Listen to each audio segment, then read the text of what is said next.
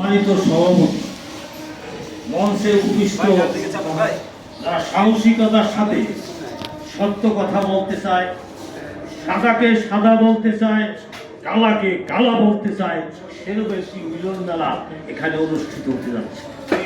অনেকের বক্তব্য শুনেছেন। মূলত আজকে এই নাগরিক মঞ্চের আজকের এই সেমিনারে এই প্রথম গণতান্ত্রিক একটি সরকার আসার পরে প্রথম একটি আমি সেমিনার আসলাম। কারণ আমরা রাজপথে রাজনীতিতে বিশ্বাসী। রাজপথেই ফেসলা হয়েছিল 52, 47, 70, 90, 24। এটা আমি এই যে ছেলেটা ছেলেই বলি, বাবা মনে করিস না কিছু। এই জালিম সরকারের সময় ইসলামিক টেলিভিশন বন্ধ করেছে, তো আসছে প্রেস ক্লাব। প্রেস ক্লাব বাবা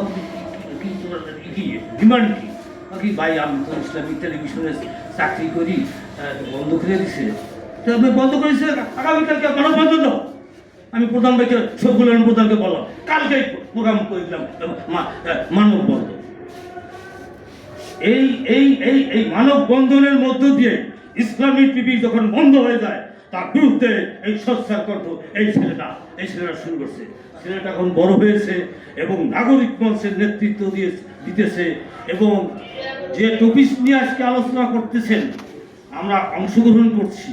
ইতিমধ্যে ইসলামী ব্যাংক নির্মাণ এবং বর্তমান অবস্থা সম্পর্কে আপনাদের বিস্তারিত আলোচনা করছে, আপনারা মনোযোগ সহকারে শুনছেন, আমিও শুনছি।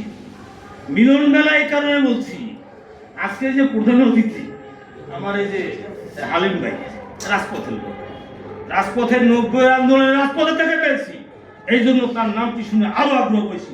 আলহামদুলিল্লাহ আসবো। আর যে সমস্ত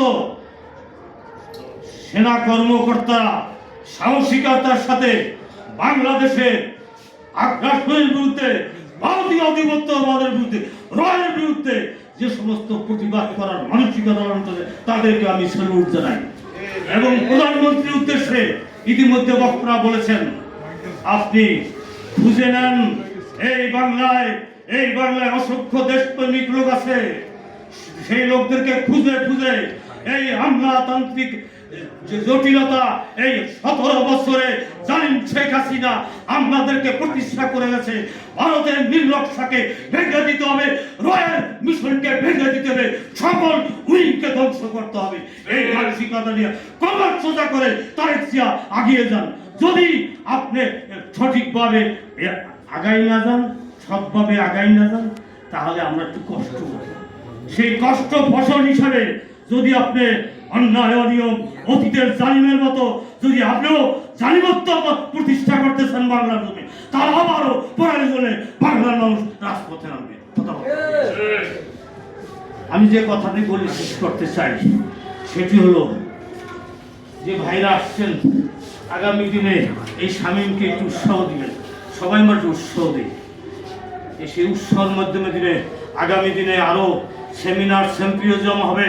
আর ইসলামী ব্যাংকে যারা লুটতর করেছে তাদের অবিলম্বে তারেক জিয়া ইন্টারপোলের মাধ্যমে বাংলার মাটি তাদের বাংলার সম্পদ, লক্ষ লক্ষ মানুষের সম্পদ লুণ্ঠন করেছে, হাজারো কোটি টাকা লুণ্ঠন করে এখন বিশ্বে পালিয়ে আছেন। কোথায় পালিয়ে আছেন আপনি জানেন?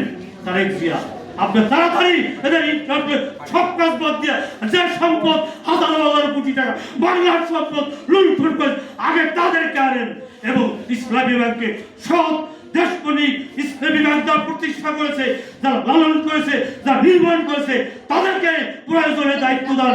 তাহলে সত্যিকারে ইসলামী ব্যাংক বাঁচবে এবং দেশ বাঁচবে, বাংলার অর্থ বাঁচবে, বাংলার সম্পদ বাঁচবে এবং বাংলাকে নতুন বাংলা নির্মাণে আমরা সাহসিকতার সাথে আরো বিনিয়োগ আসতেছে। ভাই আল্লাহ এবার বাংলাদেশে দুনিয়ার সম্পদ দিছে। গতকালকে আমি কোরিয়ার সাথে কথা বলছি, কোরিয়া বলতেছে আমাদের সিফুড যে কক্সবাজার, তারা এই দেশে থেকে সমুদ্র মাছ তুলছে। এদেশে পানির সম্পদ যে আল্লাহ দিয়েছে, এই পানির সম্পদ দিয়েই বাংলাদেশের 20 কোটি লোক, 40,000 আমার বাংলাদেশের হাজারো হাজারো লক্ষ মানুষ বিদেশে কামলা দিয়া এদেশে টাকা পড়াইতেছে, এদেশ নির্ভর করতেছে, গার্মেন্টস শ্রমিকরা এদেশ নির্ভর করছে। আর আমাদের দেশে আমরা রাজনীতিক লোকেরা লুণ্ঠন করে আমরা অতি দেখেছি। আগামী দিনে যদি আর খেতে না পারে সেই উদ্যোগ চালাইছি জানান আপনার পাশে আছি। এর যদি অনিয়ম অন্যায় করা হয় আবারও রাজপথে নামবে। আগামী দিনে আন্দোলনের প্রয়োজনে সকলকে উদাত্ত আহ্বান করার প্রয়োজনে আবারও রাজপথে নামতে হতে পারে। আগামী দিনে বিপ্লব প্রয়োজনে হবে।